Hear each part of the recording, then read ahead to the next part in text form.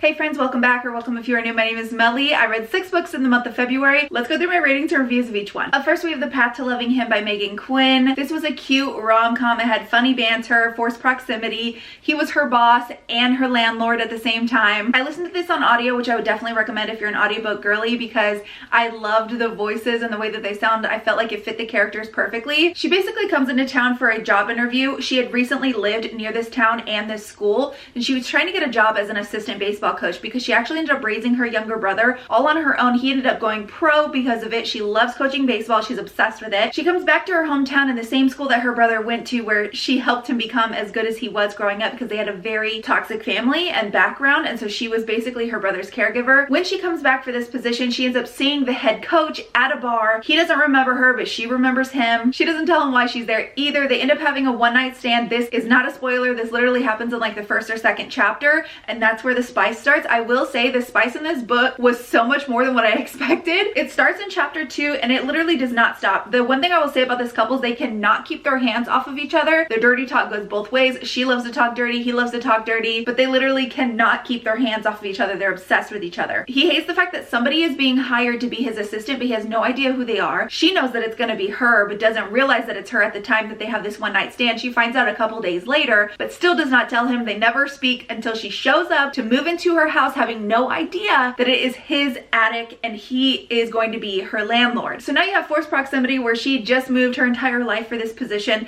He had no idea that she was going to be the assistant coach the entire time. Then he's pissed because she never told him. So the entire time he acts like he cannot stand her, but he is so obsessed with her and can't keep his hands off of her. Every time he's around her, he has to be touching her in some way, shape, or form, and she's not mad at it. I did end up giving this book 3.75 stars. It was so heavy in the smut, which I'm not mad about, but it lacked a little bit in the plot of the story. It kind of felt like it was just continuing on, but there wasn't a whole lot of growth within both of the characters, and there also wasn't a lot of like variety in the plot itself. It was just mainly those two characters and not a lot of like side characters adding into it, so that's why I gave it that rating. But the spice was great, the dirty talk was great. It's not fit for children in the car, so make sure you're not listening to this audiobook in the car, but I had a fun time reading it still. After that, I read Where Did You Go by Janine O'Reilly. This is the third book of the Infatuated Fae series. I gave this book 4 stars. I ended up reading it on my Kindle. Now I'm going to do my best not to give any spoilers if you haven't read the first or the second books, but it's basically a love triangle. You have a golden retriever boy, you have a Doberman man, basically like a super sweet, kind man, and then you have like a deep, dark shadow daddy who's completely unhinged and obsessed with her and doesn't care what he has to do in order to be with her. For example, there's this tea scene where he's daydreaming about having sex with her, the shadow daddy, and he ends up getting off in a cup of tea and then serving that tea to the golden retriever man. I know.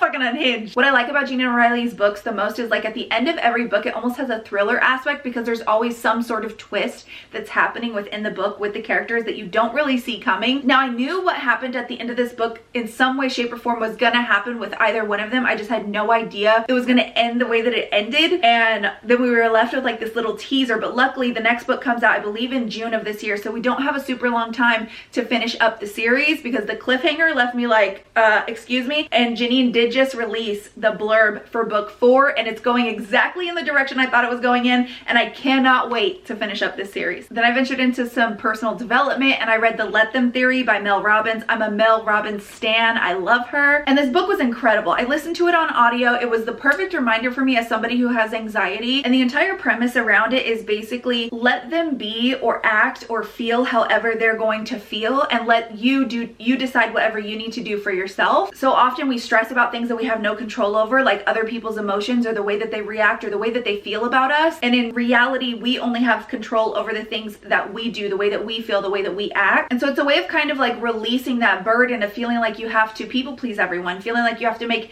everything perfect for everybody else, when in reality you really just need to focus on yourself, what's going to make you happy, what's going to get you to where you want to be, and let them do them and let you do you. Great book. It's a book that I'm going to listen to over and over again because it has a great message. Also, Mel Robbins is just awesome at narrating her own stuff. I love her podcast as well if you've never listened to it. And I did end up rating this book 4 stars. Then I dove into one of the most controversial books that released this month, and that was Deep In by Ali Hazelwood. This book was built up in such a way that it was going to be so taboo, so spicy, so BDSM, and in reality it just wasn't that. And I think if you go into this book not having the expectations that the internet put on it and you go into it blind, you're really going to enjoy it. Is it more spicy than other Ali Hazelwood books? Absolutely. There's not heavy BDSM BDSM. There's not any, actually. There's not even really any talk about it at length. There's just some like little mentions about it here and there. I would say it's more so like a dominant submissive type of situation where he likes to be in control, she likes to be out of control and lets someone take the reins. But other than that, it really wasn't that in-depth or that crazy or out of this world. It was a great story though. It was really entertaining. I enjoyed the characters. I love the fact that they were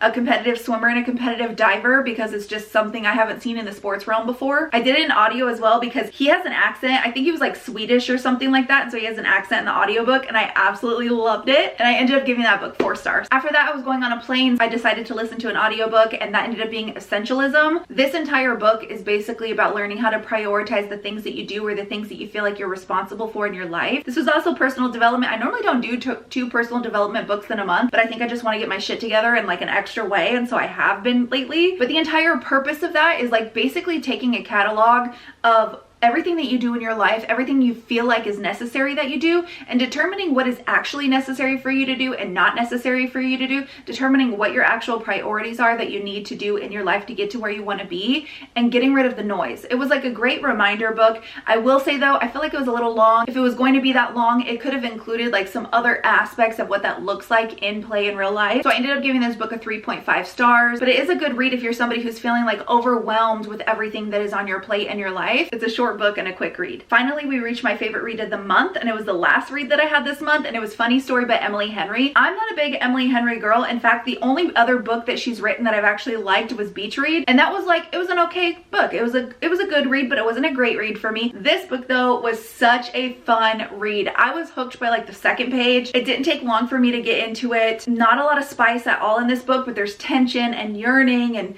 connection and betrayal and juicy gossip and like all the things that I love out of an entertaining rom-com. I laughed multiple times in this. Basically in this situation, you have to follow me here. You have Peter and Daphne who are engaged to be married. And then you have Petra and Miles, okay? Petra and Peter are best friends. They've been best friends since they were little, okay? Peter goes to his bachelor party. Petra is at his bachelor party because they're best friends. She confesses her love to him at his bachelor party. He decides after they spend the entire night together that he's going to call off his marriage to Daphne. Petra leaves Miles. Peter leaves Daphne. Petra and Peter take off to Italy for a week, and they're like, you have a week to get all of your stuff out of my house. Daphne has nowhere to go. She ends up moving in with Miles. They don't even really know each other. They've like met a couple of times on a double date, but other than that, they've never gotten to know each other. Her ex literally talks shit about him the entire time, so she has no idea what to think about him. And you know where this is going. We have forced proximity, we have opposites attract, we have a really beautiful love story, but the thing with this book is it included so many amazing side characters and side stories, and the plot in of itself is what kept me hooked. The spice was just like a little bit of added in there. The tension between them, the one-liners, the banter, the cute like kicking your feet type of commentary. I loved it. I like ate this book up. I ended up giving it a 4.5 stars, and now that I'm thinking about it, I would probably say it's more like a 4.75 stars. It's almost to a 5-star book, just not quite at a 5-star book just yet, but I absolutely loved it. I would recommend it to anybody who loves to read rom-coms. Even if you might not have liked Emily Henry's previous books, chances are you'll probably like this one. And that was it for my February reading wrap up. Make sure to stay tuned because up next is my March TBR jar pick. So thanks so much for watching. I'll see you in the next one. Bye friends.